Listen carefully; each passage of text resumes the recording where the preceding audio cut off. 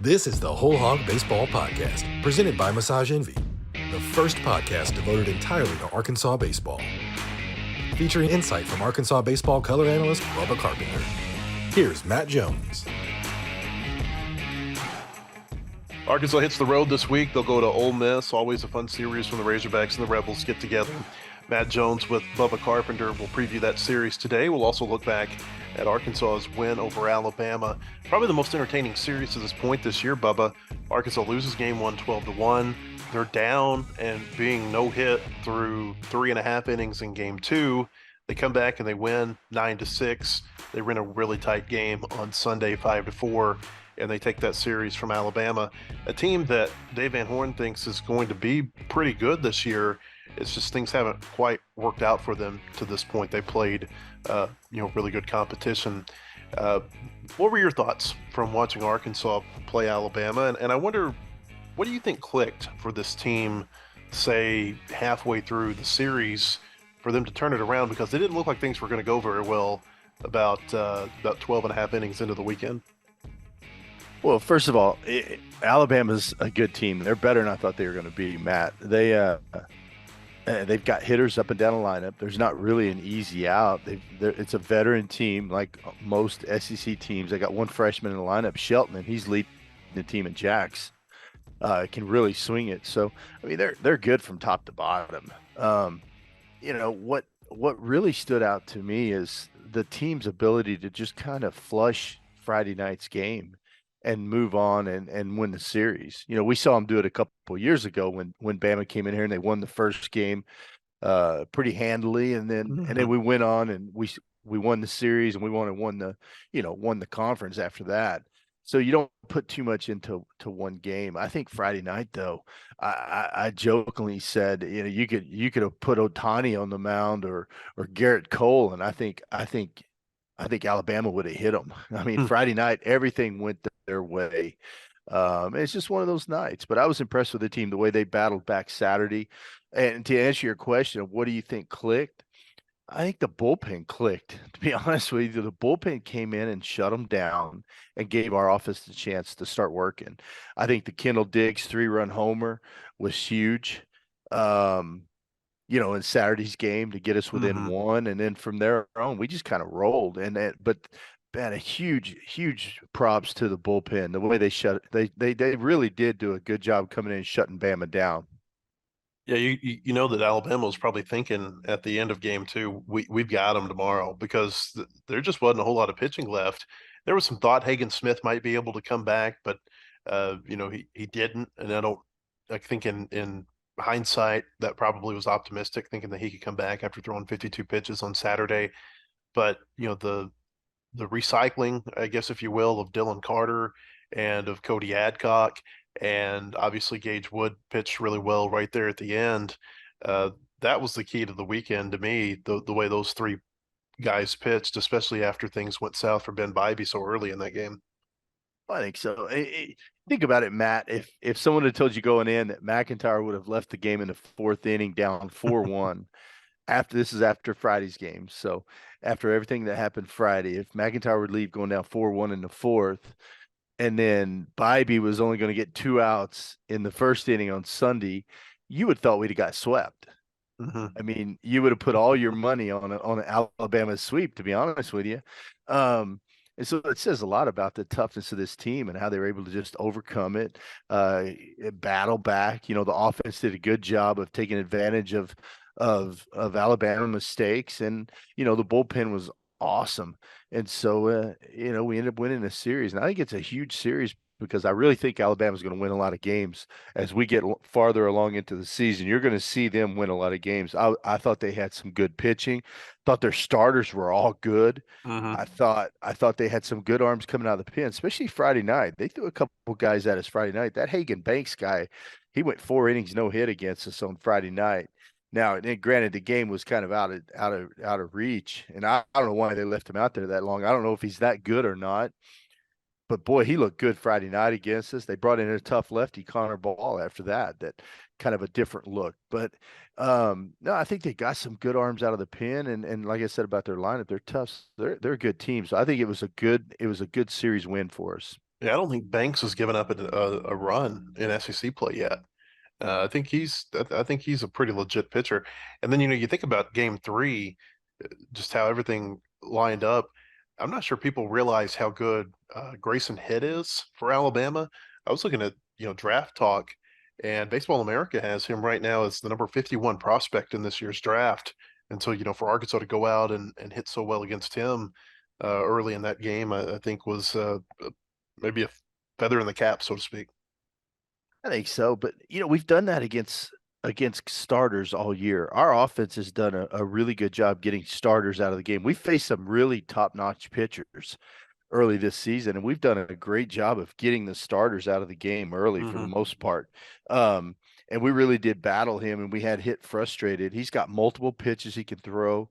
He can pitch to both sides of the plate. I mean, he's good, and he's a guy that'll pitch in the major leagues. And I really did like the way we went out and battled him, and especially with the way the game started out, it just didn't look good for the Razorbacks. Ben Bybee goes out, gets two Hmm. quick outs, and then just couldn't get that third out. And man, I was pulling for him, Matt. I really like Ben. In the few times I've talked to him, I love his energy. I love his attitude. He gets out on the mound, and man, he looks like he's just getting ready to shove.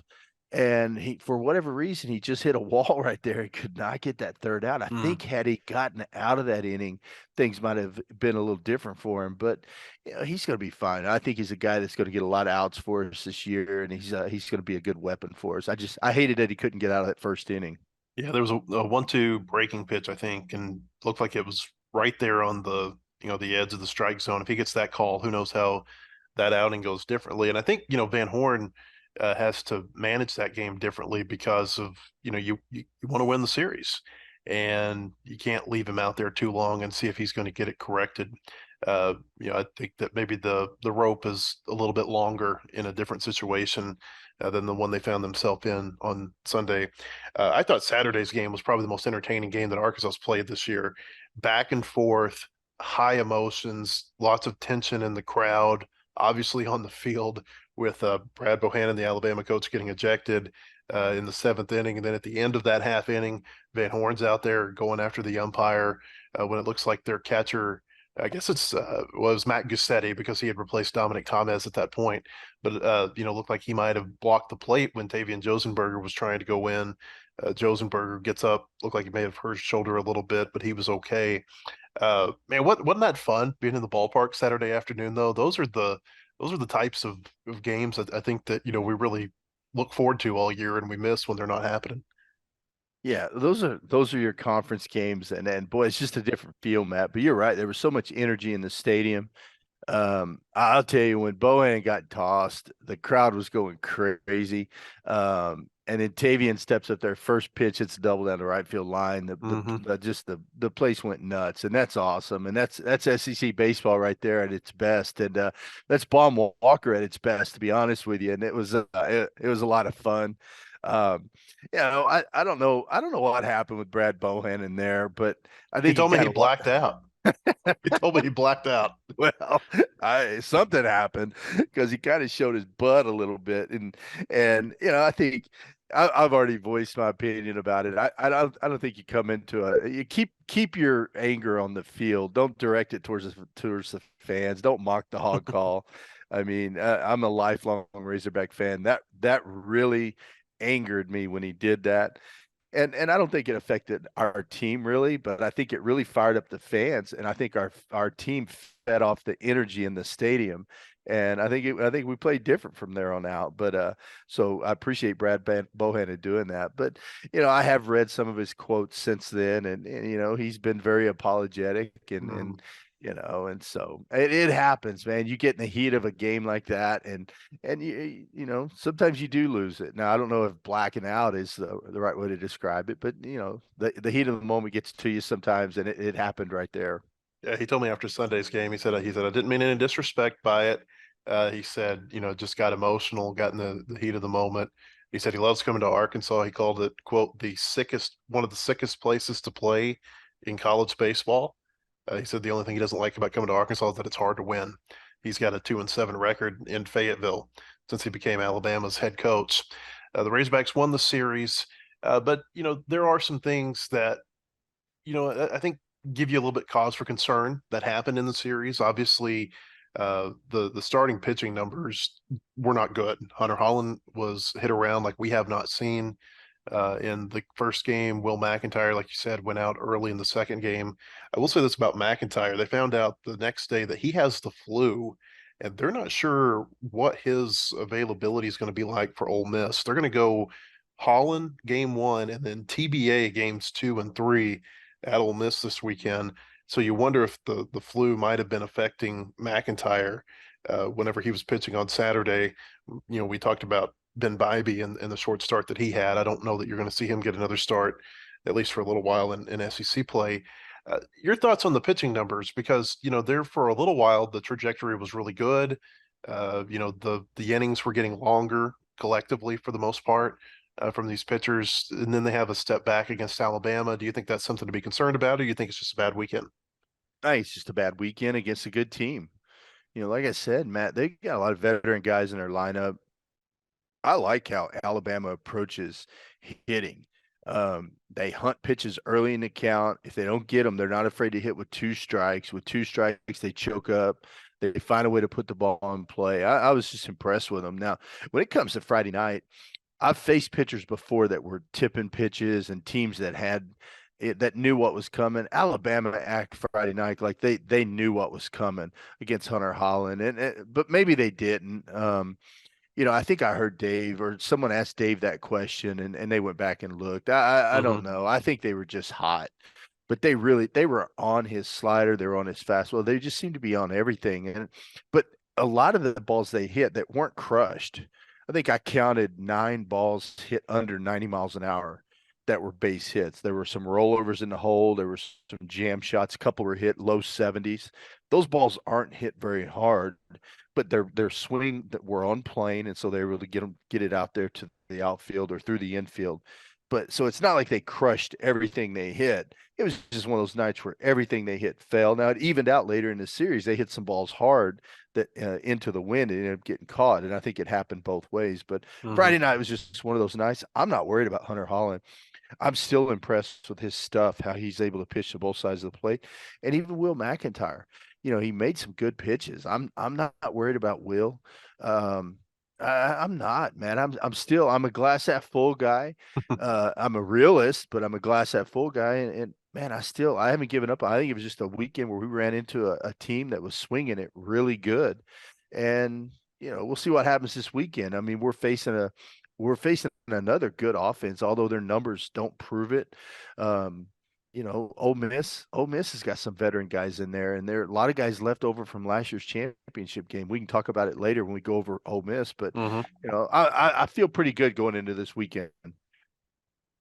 One of the things Arkansas did was that they managed their pitching really well. I thought when they got behind against Alabama, they left Hollan in there, let him get some innings, get some outs, eat up some of that game. Austin Ledbetter came in, and you feel a little bit bad for Austin Ledbetter because he's been kind of that pitcher who they throw to the wolves, so to speak, right? I mean, he's come in a lot in these games that are getting away, and they say, hey, you need to go get us 2, 3, 4 innings and save us for the next game. And they were able to, obviously have a better bullpen in place for those last 2 games, which turned in and turned out to be really important to the outcome of the series. One other note on pitching here, real quick: Hagen Smith and Hunter Hollan are both mid-season All-Americans by perfect game. That was announced today. So Hollan, one bad game. That's what he's had this year. He's had some games where he'll tell you that he didn't think he pitched that great, but as far as being effective, he's been effective in every game until the Alabama game last Friday. Davian Josenberger ends up getting SEC Player of the Week, and it was really impressive. Dave Van Horn called him at the Swatters Club the other day a one-man wrecking crew against Alabama. You saw what he did at the plate. You mentioned the big double that he had that gave him the lead in the second game. He had the first hit in that game when they were getting no hit through 3 innings.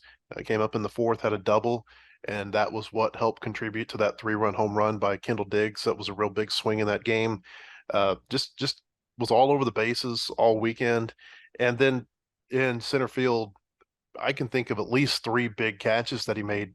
Bubba, I mean, there was a diving catch on Friday night that probably saved a couple of runs. There was the home run robbing catch on Saturday that saved 3 runs. And then on Saturday, he ran down a ball basically in left field that probably saved a run or two. He was just all over the place, and it was an incredible weekend from him. And it's been really fun, I think, to see how much he has grown since he got to campus because there was an injury at Kansas, but he wasn't playing anywhere near this level. Well, the thing I like about him, he's kind of the emotional leader of the team. It seems like every team has to have that energy guy Hmm. that gets everyone going. And you look at a guy like a Jared Wagner. I mean, he leads by example. Doesn't say a whole lot. Doesn't have to say a whole lot. His bat does a lot of the talking. His defense does the talking. He plays hard every day. Um, you got guys that lead that way, but then Tavian's more of your guy that brings that and that energy to the team. I talked to Jace Borfin after the game on Saturday, and I asked him. I said, "Hey, did you feel necessary as a team captain to say something to the team about Friday night, or did y'all just kind of flush it and say, 'Hey, that's baseball in the SEC. Let's move on'?" And he's like, "Nah." He said, "Really didn't feel a need to say it." He said, "These guys don't need anything to get them motivated." But he said, "Tavian did say something to us today." Before the game that got us all fired up. He said he was kind of the guy that stepped up and said a few things. And it was funny because like, I can't tell you what he said, but it got us fired up. And so Not FCC friendly. yeah, yeah. So you want to hear that out of your guys. I mean, I love to have a guy like that on your team. The teams that I played on that were successful back in the day, we always had a couple of those guys that were your high Mhm. energy guys, and you've got your even keel guys. But Tavian, boy, he was huge on Saturday. You think about it, he drove in. Oh shoot, I don't even know how many runs he drove in on Saturday. I want to say he had 2 or 3 RBIs on Saturday, but he saved the 3-run homer, the Yeah. ball that Hammond hit in the right center or the right center gap that he caught, Hmm. um, where he doubled off Thomas at first. That's 4 runs right there. So it's like he drove in 4 extra runs because he saved 4, Hmm. and that's huge. That's huge. Those plays right there. The diving catch you mentioned saved a couple of runs. Of course, that was on Friday, so it didn't really it didn't matter. Kept him from getting run rolled. Yeah, yeah, you're right. But just the way he plays the game, I love it. I love how he goes first to third on base hits. He's always going hard. I mean, right in that center fielder's face, he'll go first to third, and they don't expect it. I mean, he just does a lot of little things that don't go in the stat sheet, but helps the team win. Well, and even Sunday, he got him off to a great start. That opening at bat in the first inning, where he probably had 3 different base hits. There was the one that went over the third base bag that couldn't be reviewed. Then there was the one down the left field line that did get reviewed, and they kept it as a foul call. And then he, goes to right field and gets on with a single, starts a 2-run inning there. That was a big at bat, kind of a tone setting at bat against hit. Oh, it was. It was huge. And I said that on the air. I'm like, well, he's 3 for 3 today. But you think about it, how hard that is as a hitter, because you think you have a hit, first of all, down the line on the first one. And Hmm. and I didn't see the replay. I didn't see where the third baseman caught the ball It looked fair to me. It looked fair to me. It looked like he caught it behind the bag. The third base umpire didn't make a call at all. The home plate umpire kind of made a half-hearted call.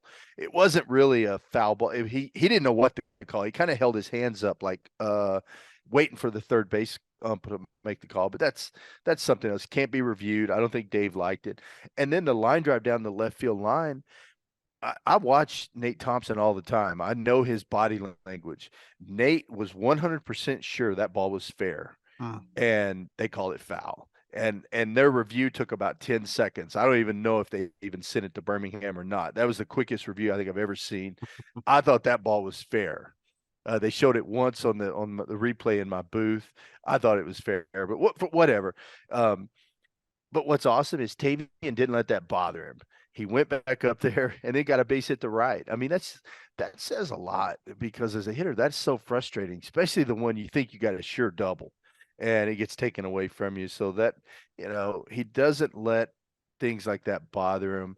He flushes it. He gets back up to the plate, gets another pitch, gets a base hit. I don't know. Little things like that really impressed me in a young player.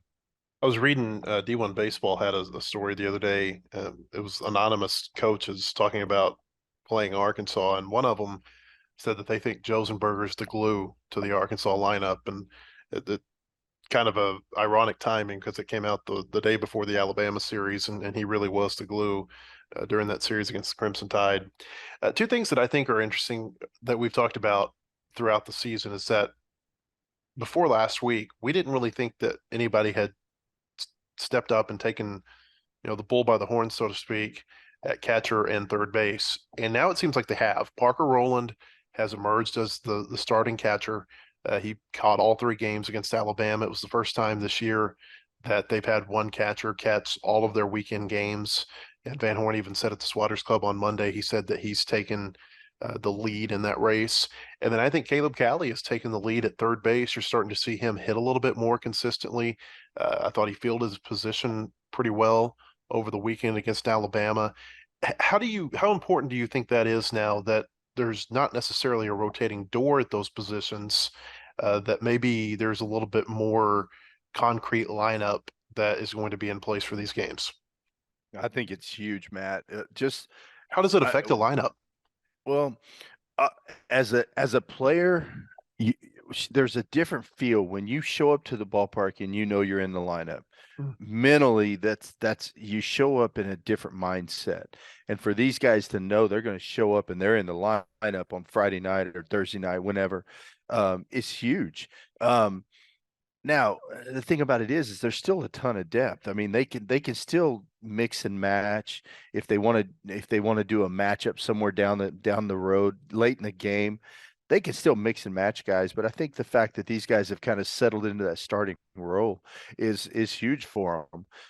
And I think you're going to see them just continue to get better. I was impressed with Caleb Cali. Made some good plays on defense. I think he's moving better. I think his positioning is better, and I don't know if that's coming from the dugout or what. I thought he was out of position on one play, the Williamson ball that he hit. Saturday in the eighth inning, I believe, the line drive that got by him. I thought he was out of position. I thought he was too close to the bag and too close to the line for a big donkey like Williamson up. I think he should have been in and over. Now I don't know if he was coming in for a pick call. Maybe they called a back pick. I don't know. I just thought he was out of position. If he's where he should be, he catches that line drive and they don't score in the eighth inning. But that's little things. But those little things add up. Mm-hmm. But I thought Roland's been awesome. I thought he got a huge hit in the sixth inning to put the Razorbacks ahead on Sunday's game. And so I don't know. I think it's all starting to come together. But I kind of agree with DVH. I don't think this lineup is anywhere close to how good they're going to be as we get deeper into the season. I mean, they've got Peyton Stovall in the number two hole, and he's not gotten going yet. And the thought was that he was going to be kind of their spark plug, maybe along with Josenberger at the top of the order. What do you think Stovall's got to do to get going offensively? I feel like I kind of feel like he's where he was last year for a while, where I call it being caught in between. So you watch a hitter that's hitting a lot of like foul balls off to the left side. I know in Sunday's game he fouled out. He popped up to third, popped up to short. Um, if you're hitting fastballs to the left side, rolling over off speed pitches, you're caught in between. I see Peyton swinging at pitches now in advantage counts that are like pitcher's pitches, where early in the year he was taking that pitch. Let's say it's a 2-0 fastball down and away.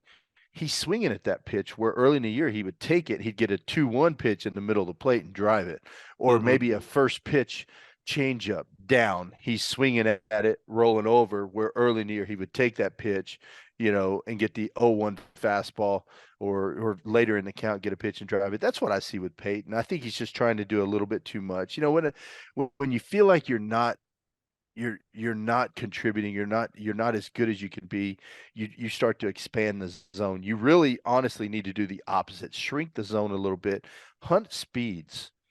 pick a speed, stay on it, pick a portion of the plate, stay on it.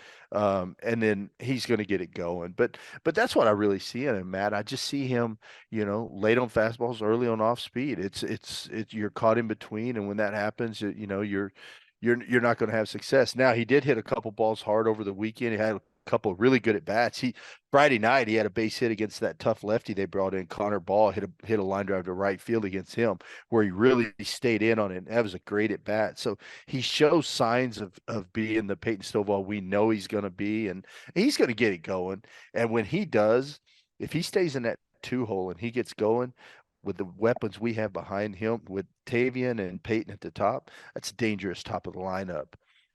Last year, he had his best stretch hitting lower in the order in the postseason. And this year, the hottest that he was whenever he came back from a little bit of an injury and hit, I think, fifth in the order. Do you think that batting lower in the order can loosen a guy up? Is there like, I don't know, like pressure or tension hitting that high up in the order? Hell no. If I was him, I'd want to hit two hole with Jared Wagner, Jace Borf, and Kendall Diggs behind me. Is that right? Hell yeah. Okay. If you're hitting in that two hole, you got some guys behind you. So they don't want you on base. So I feel like if he's patient, he's going to get pitches to hit. If he's patient, because they don't want to pitch to Jared Wagner, Jace Borf, and Kendall Diggs with runners on base. Mm-hmm. And Tavian's going to find a way to get on base. The other thing about Tavian being on first base is it does multiple things. It opens up the hole on the right side. Plus Peyton's going to get more fastballs because they don't want Tavian stealing. Mm-hmm. Easy to steal on off speed pitches, so they're going to throw a little bit more fastballs to him. So I think he's going to get more pitches to hit. I think two hole's a perfect spot for Peyton, and if I was him, that's where I'd want to be. They dropped Brady Slavens down in the order. He batted eighth in the final game against Alabama. Do you think that he might stay down low? And I wonder, we talked last week about there's been a little bit of a hole at the bottom of the order. Do you think that maybe that goes into the decision to put him down there? It could. I honestly, and Brady probably doesn't like it, but he had a bad night Friday night against Ben Hess. Several of the guys did. Ben's got elite stuff. He's a really good pitcher, but Brady struck out 3 times, and he was very emotional, especially on that last one. And but that's Brady Slavens. I mean, that's how he is, man. He doesn't hide his feelings. I'm one of those that says no negative body language on the baseball field, but Brady's emotional. And then he set out Saturday and ended up coming in and getting a big hit. I like him down in the lineup.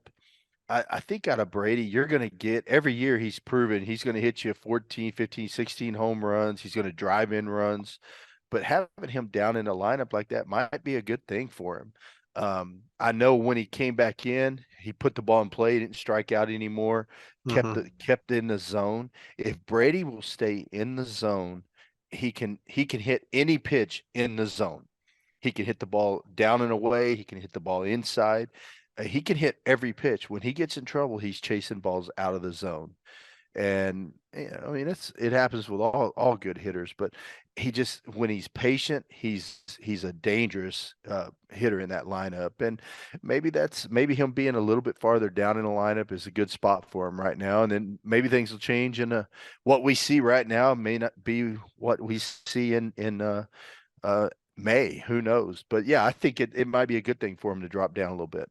He made a big defensive play when he came in on Saturday too. Probably saved a run because it kept a runner from going first to third on a ball that if it would have gotten past him, it would have definitely been an extra base hit. Has been really good defensively. One other note about defense, you were talking about the positioning of Caleb Cali. Van Horn said that's coming from the coaching staff, that Alabama, the spray chart for Alabama, they hit it in the same spot almost every time as what the spray chart says. And so you saw it on Sunday, right? With there were 2 lineouts where Cali never even had to move. And then in the 7th inning, he was positioned well on a couple of 5-3 ground outs that helped Dylan Carter get through a quick inning whenever he was starting to labor. No, I think you're right. I think the only person that doesn't apply to is Jarvis. Jarvis kind of hits it all over the field, especially when he gets 2 strikes. If you throw him a fastball away, he's going to hit it the other way. If you throw him an off-speed pitch, he's going to pull it.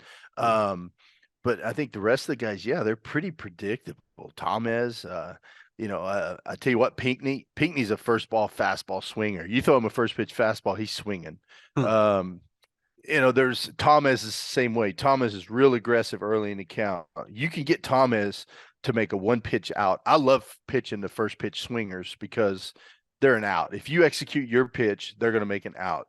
You just got to make it look like a pitch they want because they're swinging. They're in yes mode, and if it's close, they're swinging. And Hmm. those guys are easy outs if you execute the pitch. But if you don't execute the pitch, it's home run. It happened to Hagen Smith when he threw Pinckney a first pitch fastball kind of above the belt, inner third. He crushed it to left field. I mean, it is what it is. You execute that pitch right there and you get a ground ball or pop up. We'll continue the Whole Hog Baseball podcast here in a moment. I want to tell you we're brought to you by Massage Envy, voted the best day spa and best massage in all of Northwest Arkansas. You can visit Mike and his staff in Tuscany Square at 2603 West Pleasant Grove Road in Rogers, or in Fayetteville at 3557 North Shiloh Drive. Massage Envy has services for everyone. MassageEnvy.com. Massage Envy with clinics in Rogers and Fayetteville has been awarded Northwest Arkansas's Best Day Spa and Best Massage. One of the reasons is our care for athletes, both serious and recreational. We now offer rapid tension relief sessions using a high caliber vibrating tool and total body stretch sessions like the ones used by the PGA. Both of these new services can be combined with the always popular deep muscle treatment. So whether you compete or just want to relax, there is no place better than Massage Envy. WholeHogSports.com has the largest, most experienced staff of reporters covering sports in Arkansas. Football, basketball, baseball, recruiting, and more. You'll find it at WholeHogSports.com. The website includes up-to-minute news, daily commentaries, and award-winning photography from the staffs of Hogs Illustrated and the Democrat Gazette. For subscriptions, call 1-800-757-6277. That's 1-800-757-6277. Or visit us online today. WholeHogSports.com. With almost 30 years in business, the Teague Law Firm can help with most family law and criminal law issues. Call James and the Teague Law Firm at 479-531-2785. Take a look around the SEC 3 weeks in. The teams that are standing out aren't necessarily the three teams that we thought would be at this point. Of course, in the SEC West, it's Arkansas and LSU at the top. They're both 6-3. The Tigers with another big series win last week. They beat Tennessee 2 of 3 in Baton Rouge. Looked really good the first two games, and then Tennessee got off on a great start in game 3 and ended up winning that one 14-7. Of course, LSU has the tiebreaker over Arkansas by winning the series. In the SEC East right now, it's Vanderbilt 9-0. The Commodores right ahead of South Carolina and Kentucky at 8-1. Florida is in there playing real well. Tennessee 4-5 in the East. I wouldn't rule them out. We know how talented that team is, especially on the mound. Bubba, LSU is the favorite to win this conference. Do you think they will, based on the way some of these other teams have started? And if not, who are the teams you think that could challenge LSU for that title? Are you talking just the West or overall title? Both. Well, in the West, I think it comes down to us and LSU. I mean, obviously. And here's what I think, Matt, and it's still early on. I see a lot of the personalities on the LSU team. There's a lot of, I don't know how to say it nicely. Let's just say there's a lot of alpha males. I know it's not cool to say in 2023, but there's a lot of alpha males on the team that are big dogs.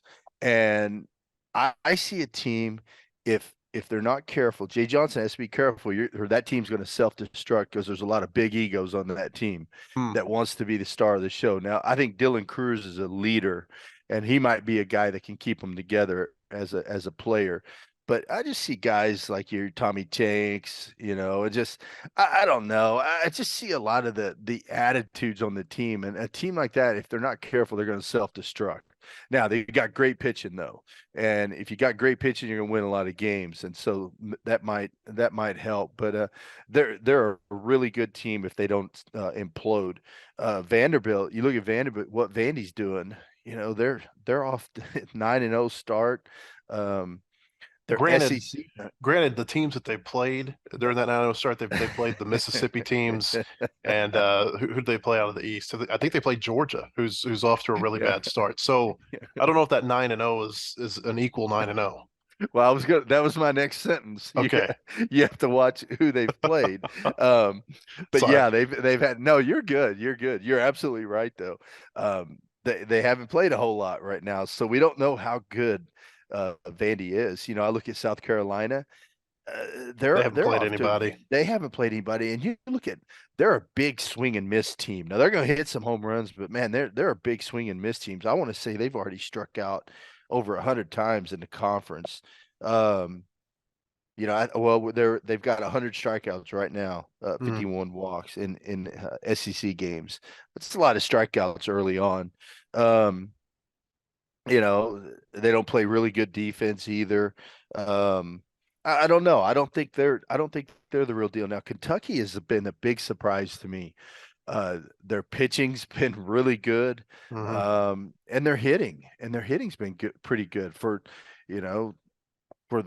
where they play. Now we'll see what happens when they go on the road, how they do on the road. But in Kentucky, they're a tough team to beat there. So, man, I know I'm not really answering your question. I don't think Tennessee's as good as everyone thought they were going to be. I think when it comes down to it, though, LSU, if they don't self-destruct, they're the team to beat. Just the way they could start off a series with Paul Skeens on Friday night makes them really tough, and then they definitely have a powerful lineup. One thing that stands out to me is that in the SEC East right now, you haven't had that big. I think in the East right now, you really have 5 big teams. Missouri and Georgia, they're out of the picture.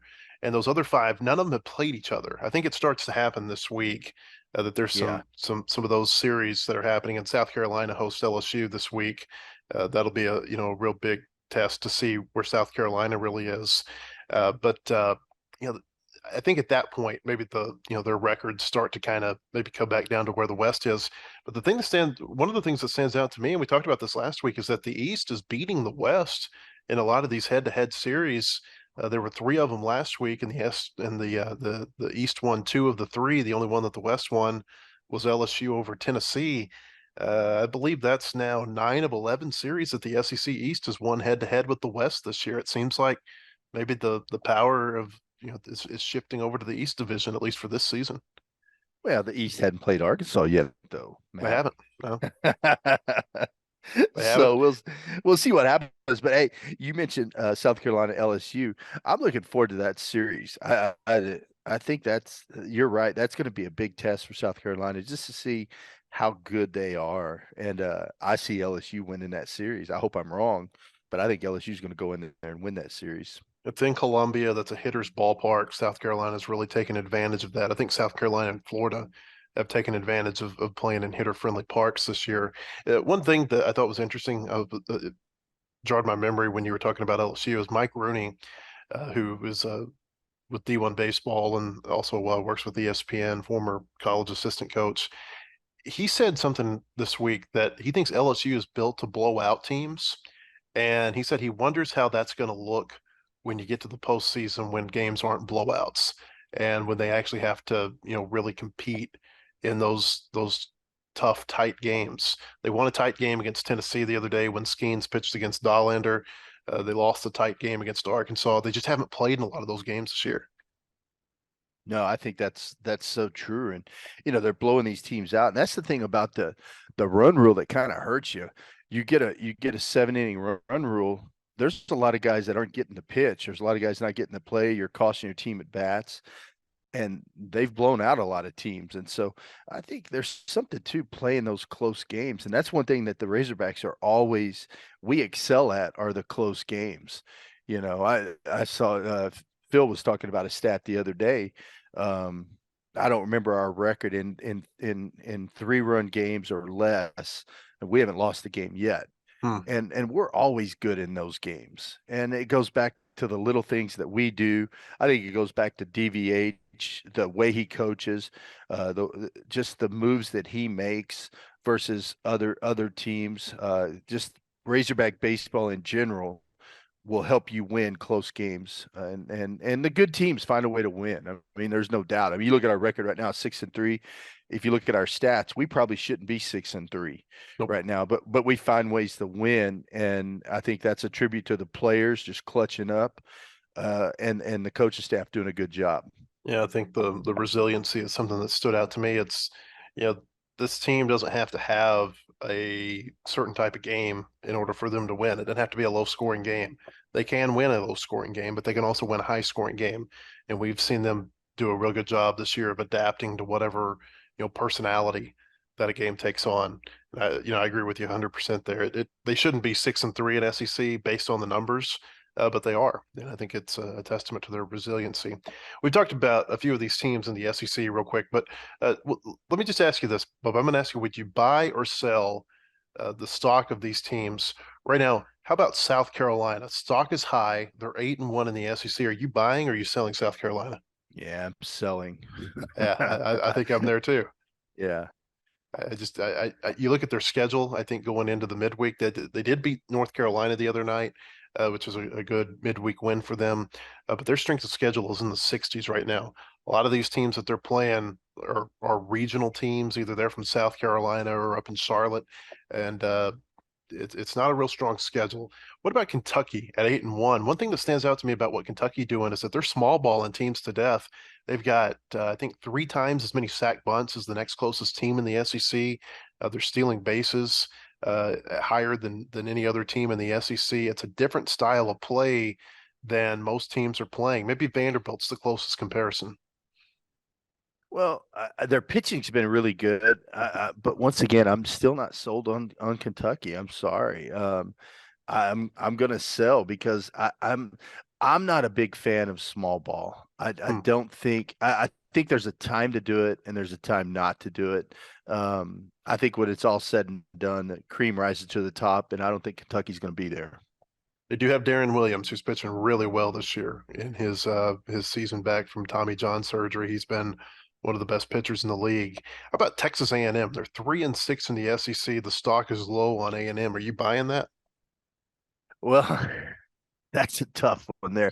I thought they'd be way better. I really did. I'm surprised at the start they've gotten off to.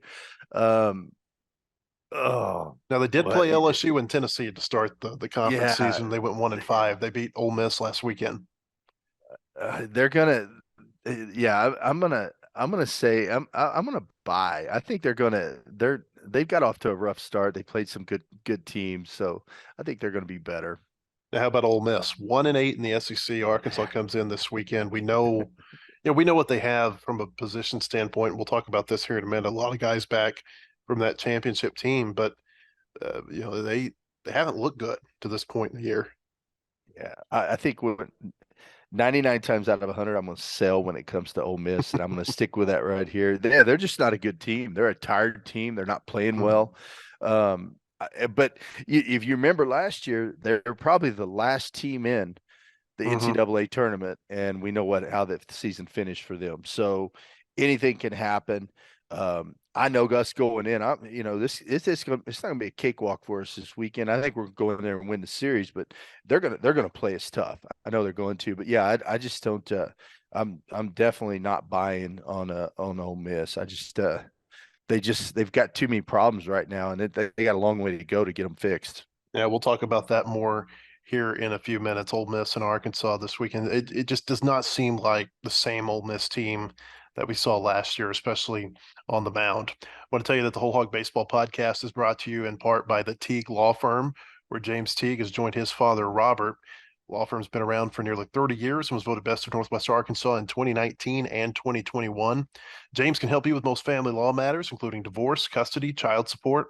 He can also help with criminal law, including felony and misdemeanor offenses. If you have an estate need, James at Teague Law Firm can fill your need there too. Teague Law Firm is a full-service law firm where you'll talk to actual lawyers. They will call you back and give you their direct cell number. You call James and the Teague Law Firm at 479-531-2785. That's 479-531-2785, or visit them online at teague-law.com. The Teague Law Firm. If we can't help you, we'll talk baseball.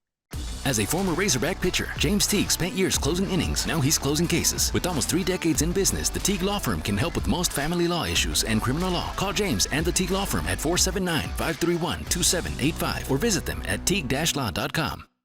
Want more coverage of your home team? Download the Whole Hog Sports Video on Demand app. Check out the Fan Zone and get up-to-the-minute videos, podcasts, and features on football, basketball, baseball, recruiting, and more. Search for Whole Hog Sports on Apple TV, Roku, and Amazon Fire at home. And take it with you on the go by downloading it for your mobile device in your app store. The Whole Hog Sports Video on Demand app. Get it today.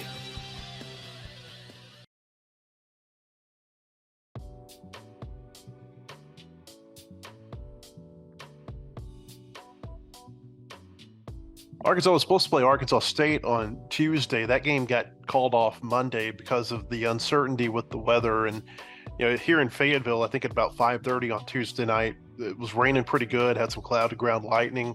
The game would not have been able to start on time. I think they would have been able to play it, but the concern was that Arkansas State would be on the road when the strong storms came through overnight. That's not exactly the easiest drive between Fayetteville and Jonesboro. So, they made the decision to call it off, and there's no reason to have a team make a 10-hour round trip for a game that may not get played in the first place.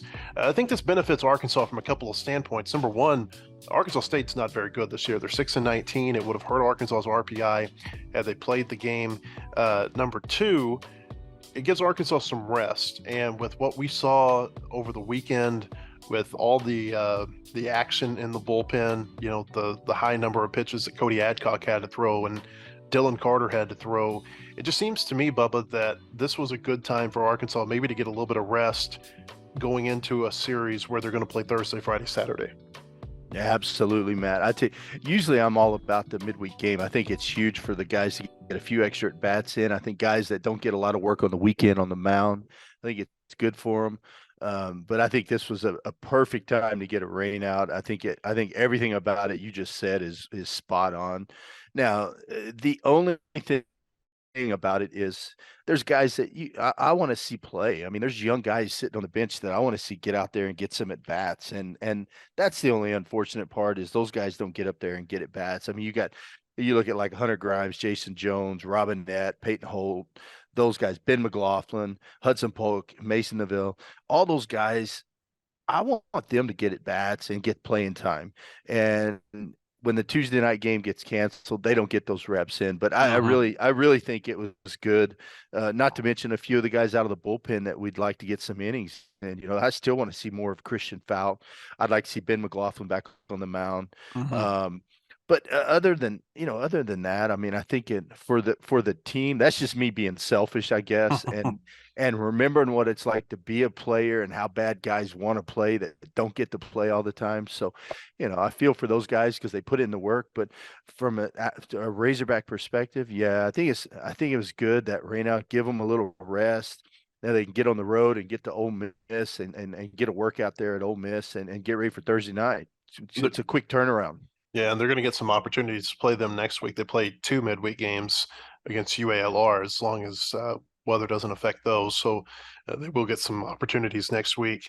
Dave Van Horn at the Swatters Club this week talked a little bit about injuries.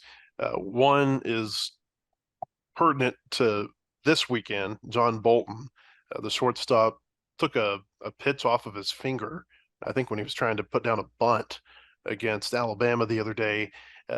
Took him out after that. They had a defensive replacement for him late in that game, didn't play him on Sunday. They think that he'll be okay and ready to play against Ole Miss. And it seems to me, Bubba, that the perception of Bolton defensively and what the coaches see are 2 different things. You got to hear some grumblings whenever he doesn't make a play or this, that, they're in the ballpark, but they really like his defense. I like his defense. And here's the thing, the fans are used to Jalen Battles, and I'm sorry, we're not going to have another Jalen Battles probably for a long time. Jalen was the best guy I've seen since as far back as I can remember, just making the routine play Mhm. and making the hard plays look routine. I mean, Jalen was just really good, and we're not going to have that. We've got to move on. But I love John Bolton. I love the way he moves to the ball. He makes the routine play, makes tough plays. I really like him, and I like his positioning. I look at a guy's first step. How good is a guy's first step, and I love John's first step. He's on point every time. So I mean, I don't know. I'm sorry that the fans aren't impressed, but I'm impressed with John for what it's worth. And at the plate, I want him to get a little bit better at the plate. I know he's had trouble. It looks like to me he's had trouble more with the slider. Mhm. A little bit late on the fastball, and then he has to cheat and he misses the slider. I think it's going to get better though. But yeah, I would assume he's going to be back in there Thursday night. If not, then Harold Cole holds the man. I mean, Cole can swing it. We know that. We did see him. There was a play deep in the hole that he kind of took him a little bit longer to get rid of the ball. I Mhm. think John makes that play. And then there was a slow roller or a chopper up the middle. And it looked like to me Harold threw off the wrong foot and kind of sailed the ball. And that's a routine play that a shortstop in SEC has to make. Now I'm not dogging Harold Cole. I'm just saying that I think he's going to get better the more chances he gets at short. But I thought he looked better at third. I thought he looked good at third. But I think that's Caleb Callie's position now. So a lot of competition out there for positions, Matt, and so we'll see. But what do you think about John Bolton at short? Doesn't it seem to you, Bubba, that he's just maybe a little slow to second when he's covering second on some of these double play balls? That would be my only complaint with him. I think that you're right about all your other things that you say to him or about him, that he's got a good first step. I just think that people were so used to seeing Battles get to those balls so deep in the hole that whenever the shortstop's not able to do that, the assumption is that he's not a good shortstop. And I'll tell you one other thing I like about Bolton is that even when he wasn't playing on Sunday, I don't know if you noticed this, he was the one right there on the top of the dugout, right on the top step with Van Horn the whole game. And I think there's something to be said about, and I think I have this right, he and Wagner are the two oldest players on the team. I think they're both 23 and they'll turn 24 this summer. And there's something to be said about that maturity that the two of them have that I think really helps this team. I think that maybe he's a clubhouse leader that doesn't quite get his due in that regard. I think you're right. And so look, when I would scout a player, I wanted to scout them when they didn't think anyone was watching. I want to see the true person. How does he act when he gets taken out of the game? Or how is he when he's not in the lineup? That's one of the first things I look at. So absolutely, I saw John Bolton standing right there, the first guy to greet players, cheering every pitch. I love that. That says he's a team guy. I watch Brady Slavens when he's not in the lineup. I watch all the guys when they're not in the lineup because I want to see, are they team guys? Or if a guy gets pinch hit for, does he go down at the end of the bench and pout, or does he stay in the game? If a pitcher gets taken out of the game, how does he react? I look at all those things, and I really love John because he seems like the ultimate team player. And for me, you give me team players, we're going to win games. Yeah, he was the one who was pinch hit for with Robinette at LSU. Robinette hits the home run. I think Bolton was one of the first ones out of the dugout to greet him. That's just one of the things that stands out to me. Other injury notes real quick from the Swatters Club. Brady Tygart, the thought is that he will likely be back by the end of the month. The thought is maybe the Georgia series or the Texas A&M series. Those are Thursday, Friday, Saturday series. Georgia begins on April 20th. A&M begins on April 27th. Van Horn says they don't want to rush him back. Obviously, the long-term health of Tygart's arm is the priority there. Yeah, but they want to get him back. They want to get him back in the fold, and they want him to be effective. He's pitching off the mound again. The next step, he said, is to start throwing some off-speed pitches and putting a little bit of torque on that elbow, on the shoulder. And so the thought is that he's on track to be back. Maybe maybe they miss him for 2 more SEC series. Maybe they miss him for 3 more. And I was thinking about this the other day, Bubba. I know it's a different injury, and they're obviously different pitchers, and they pitch differently. but it reminds me a little bit of the timing with Connor Noland in 2021. You know, Connor got hurt on March the 5th. Tiger got hurt on March the 1st. Connor came back on May the 1st. We're talking about a late April return here for Tiger. You remember Noland, he pitched at LSU, didn't look good. He wasn't ready for that. But then as the season went on, you know, he had the good outing against Florida. He had a good outing in the SEC tournament against Ole Miss, had a nice outing, I believe, against Nebraska in the regional. And so he started working his way back into the Connor Noland that we saw or that we expected to see that year by the games that mattered most. I think that might be something to expect with Brady Tygart, that he's not going to look exactly like the Brady Tygart we're expecting when he first comes back. But I think the important thing is, how does he look that month after, when the games matter the most?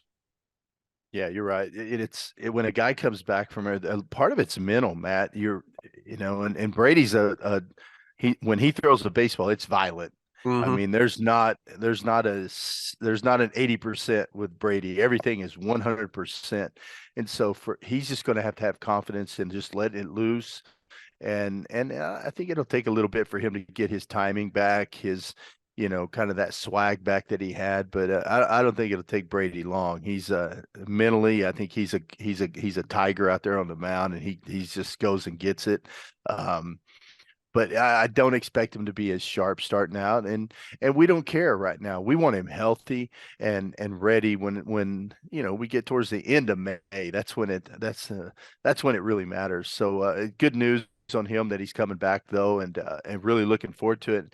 And I tell you, when you picture him back in the back end of that bullpen, all of a sudden things start to look a whole lot brighter, because some guys have really stepped up in the bullpen and they've been huge. So to add Brady back to that mix is awesome. And you know what? Maybe a blessing in disguise, the fact that Brady was injured. I mean, we hate it, obviously, but it gave a guy like a Dylan Carter a chance to show what he can do.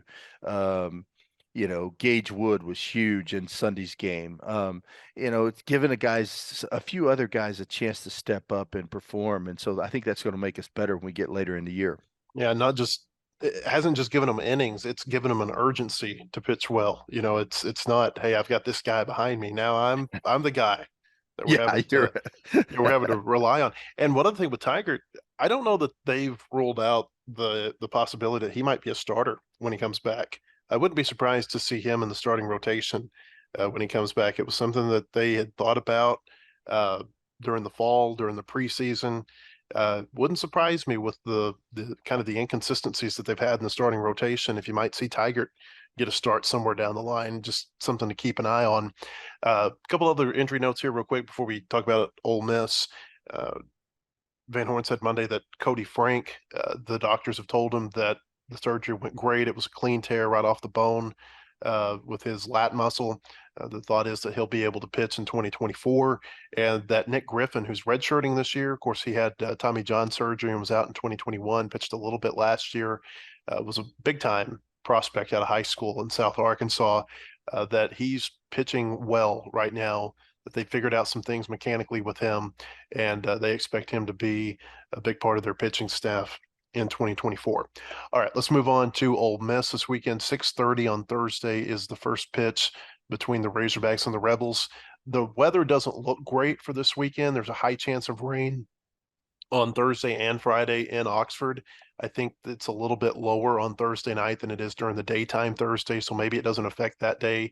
Friday, it seems like it's a pretty decent chance of rain across the board. That could change as we get closer to the day, obviously, but that's something to watch this weekend, that they may be having to dodge the weather, maybe end up playing a doubleheader. Who knows how that works?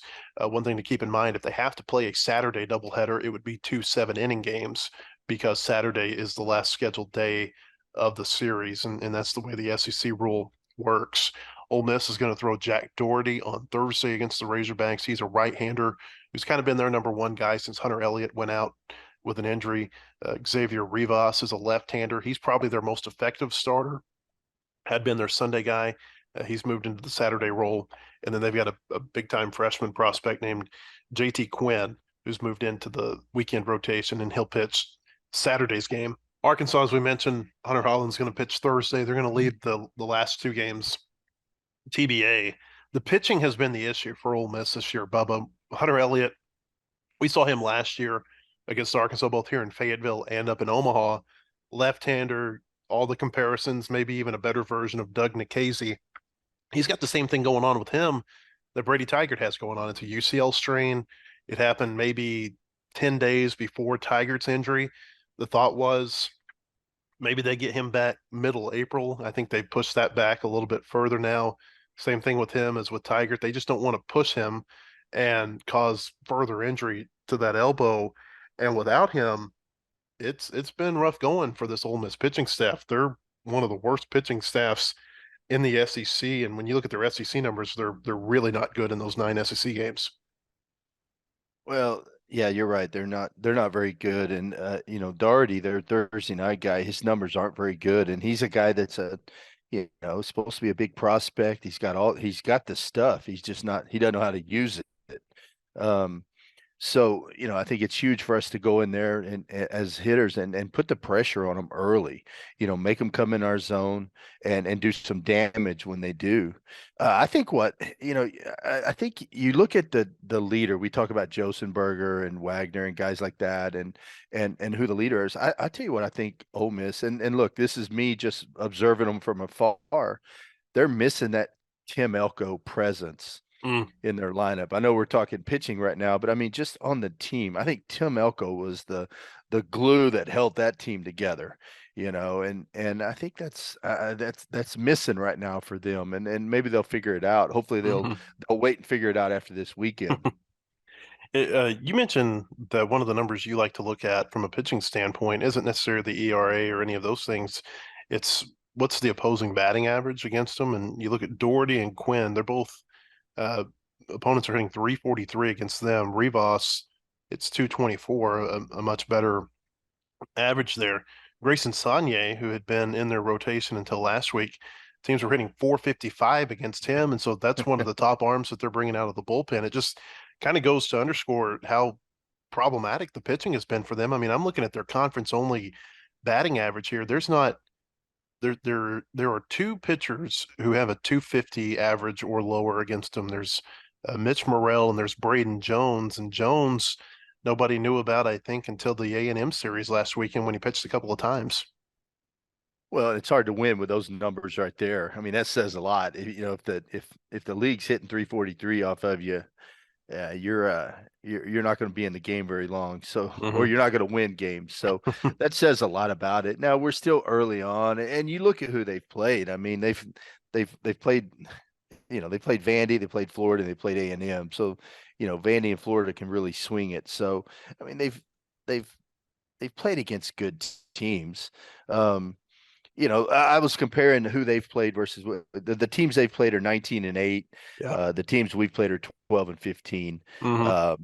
But I still say, we played LSU and Alabama. LSU, we know they're good. Alabama's way better than what people expected them to be, I think. Well, I think DVH thought going in they were going to be good, but they were better than I thought they were going to be. And I think Alabama's a pretty good team. So I think it's pretty comparable there who we've played.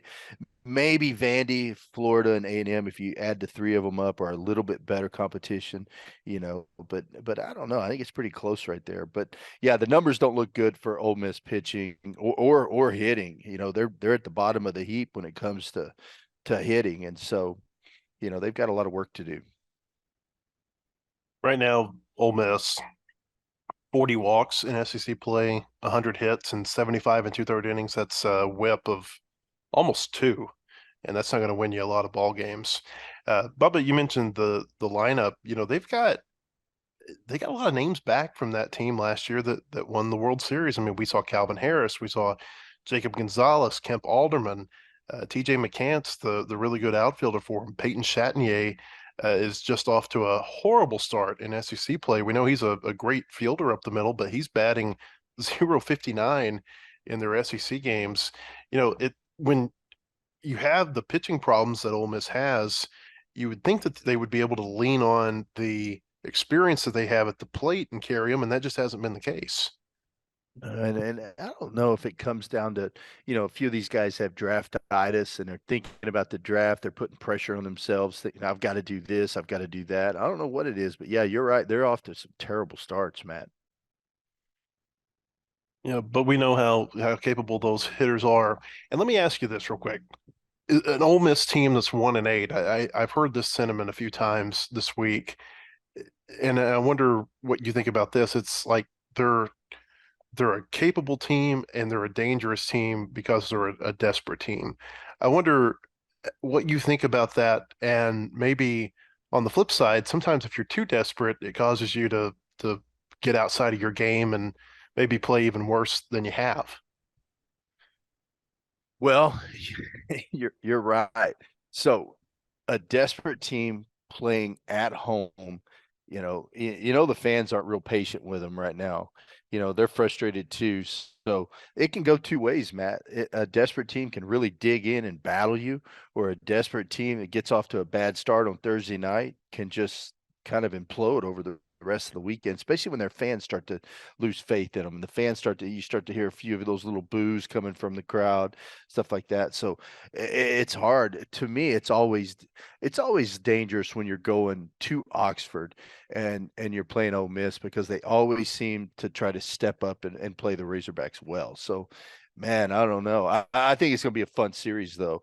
It definitely we're a better team, but anything can happen in the SEC. Let me ask you this. You've been anti Ole Miss for a long time, ever since I've known you. You've never you've never held back on your feelings about them. Did the did being around them at the World Series and seeing how they came together last year, did it change your perception of that program at all?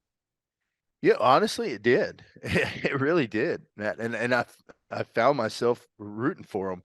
Um, and I think a lot of it though is I think I rooted for him because I liked Tim Elko. Mm, I really did. I liked what he did, when he played through that knee injury. I mean, that showed his toughness and showed how much he loved playing the game of baseball, how much he loved Ole Miss baseball.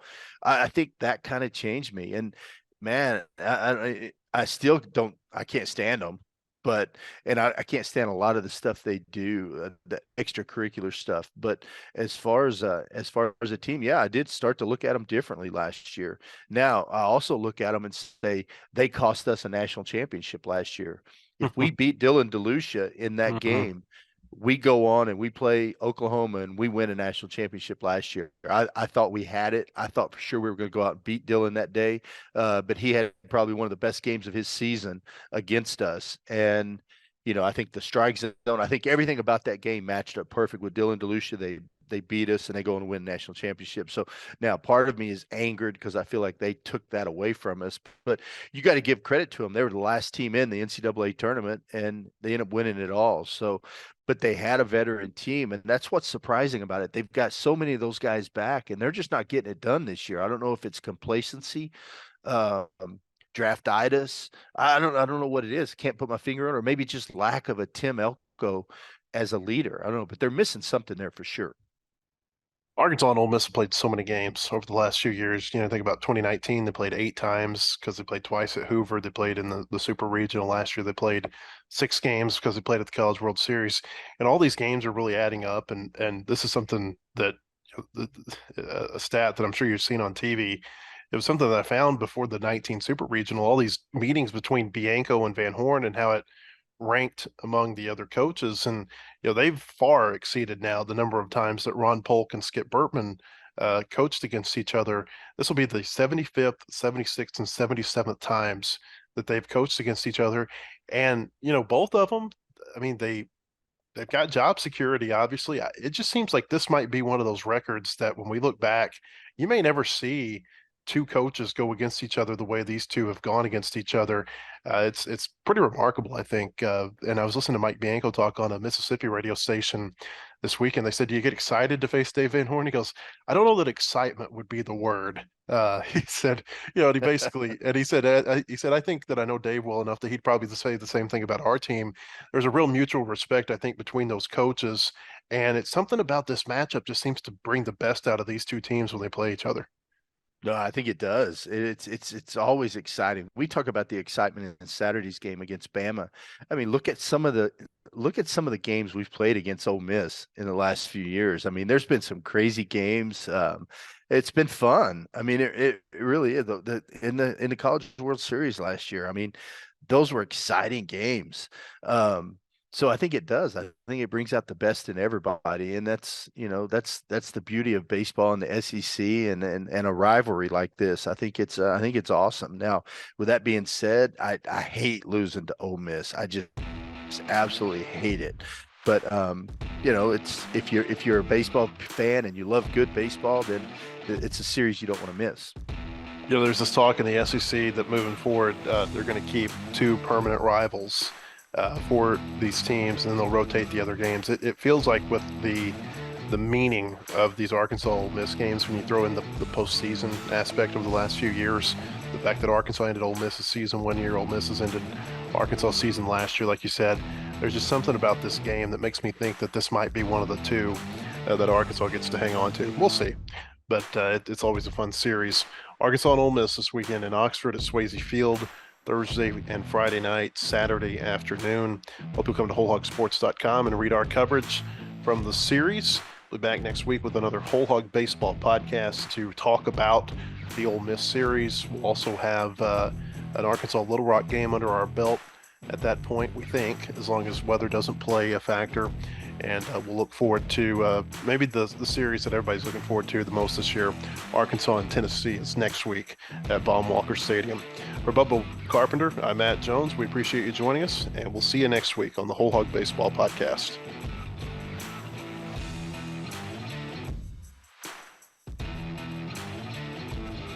The proceeding has been a production of WholeHogSports.com. Look for our latest podcasts on Apple, Spotify, or your favorite podcast store. And visit us anytime at WholeHogSports.com for the latest news and commentary.